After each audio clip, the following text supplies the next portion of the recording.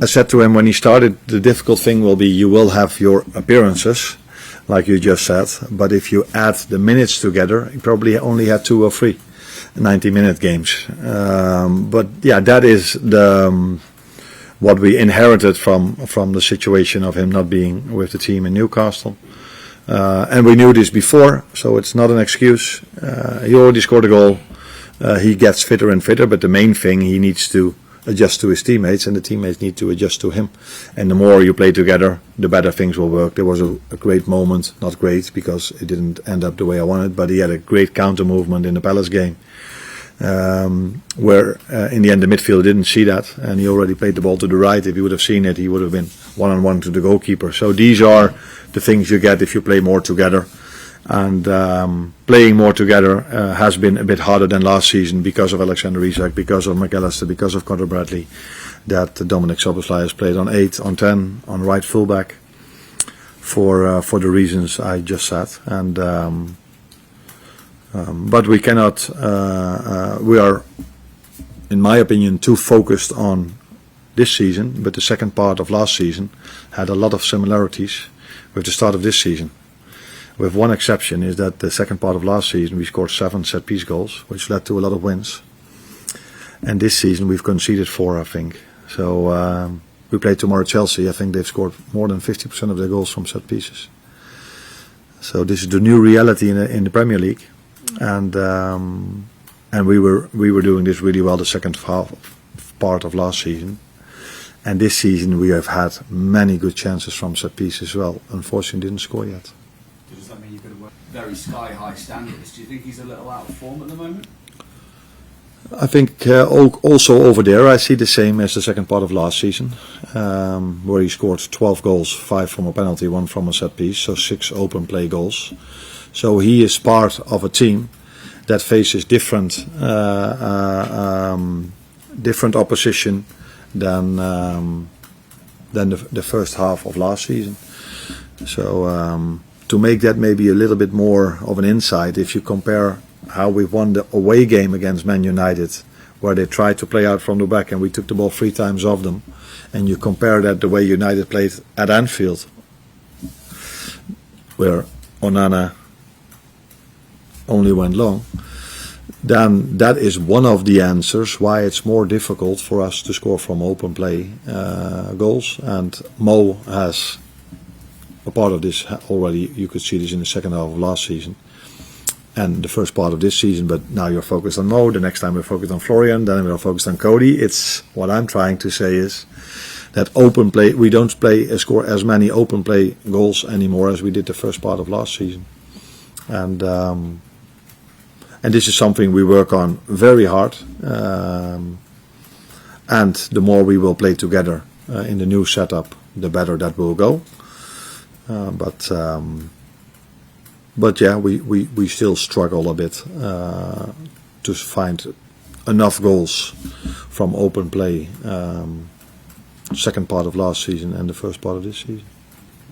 What kind of a level you see him at? I think we've seen against Southampton how well he's adjusted. We knew that we were bringing in a very good goalkeeper, but yeah, when he plays his first game, that's always the best way of seeing that he's adjusted well or not. And I think we've seen in that game that he's adjusted really well to our club, which is not a surprise because he's a quality goalkeeper, and now he can do what Cruyff had to do so many times in the past, replacing Alisson, hopefully in a way like Cruyff did so many times before. Just with Ali, is there a concern again? It was already finished. Arne, first of all, can we check on the injury news? Alisson, Hugo Ekitike and Federico Chiesa? Yeah, Alisson is not part of the squad tomorrow, and he's not going to travel to Brussels as well for the national team. So he will be out for Saturday. Hugo is going to train today again, and let's see where he is. And the same can be said for Federico. So we have to wait and see after the session where they exactly are. Any idea on the timescale for Alisson, just how serious the hamstring injury is? Yeah, that depends also on how fast a recovery goes. So it's clear that he's not there Saturday. It's clear that he's not going to play for Brazil, and I would be surprised if he would be there in the first game after the international break. But from there on, sometimes things can go a bit faster or a bit slower. So it's always difficult to say the amount of days and weeks. But for the upcoming games, he will not be part of us or the Brazil team. I suppose what it does mean, though, if you had to do to pick them up ahead of this game against Chelsea.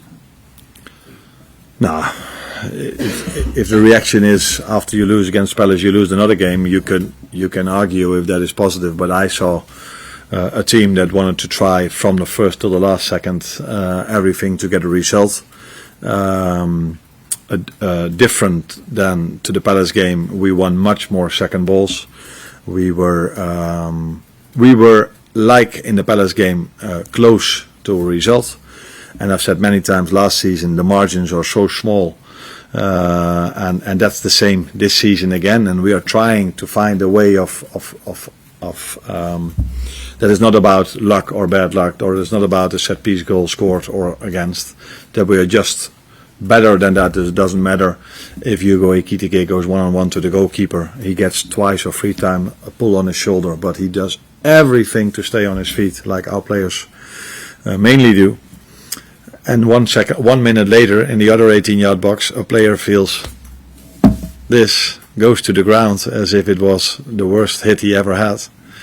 And the referee gives a penalty. Again, this can happen, and we should be better than that. That it doesn't matter if you are luck, bad luck, or smart or not smart. If you score a set-piece goal or you concede two, like against Palace. By the way, if we would have had the referee that we had against Galatasaray, we wouldn't have lost against Palace. Because this one blew his whistle exactly after 8 minutes. But again, that has nothing to do with the current results. We need to do better, and that's why we are what we are trying, what we're going to try. How do you sort of assess where he's at the moment and his performances so far this season? Now, what I think is, if you are losing a game of football, what we did against Galatasaray and against Palace, then it doesn't help if you lose a ball a few times very easy. He's been one of them, definitely not the only one, because against Galatasaray, I think, apart from the penalty, they've maybe got 3 or 4 moments, all 3 or 4 from us losing a very simple ball without any pressure, which happened to him once in the Crystal Palace game and once against Galatasaray. So then, if you then lose a game of football, there's so much focus on that moment, and all of a sudden 90 minutes have been very, very, very poor, which is not the way I analyze a game, especially not afterwards, where I have the time to analyze, to watch it one more time and see what we did well and what we did wrong. But in the last 2 games, it's been obvious and clear that we've made a few errors that not only him, also others, that we're not used to. And if you do things that people are not used to and you lose a game of football, then normally other ones, the manager, gets criticized. On AM, on DAB, via the TalkSport app and on your smart speaker. TalkSport.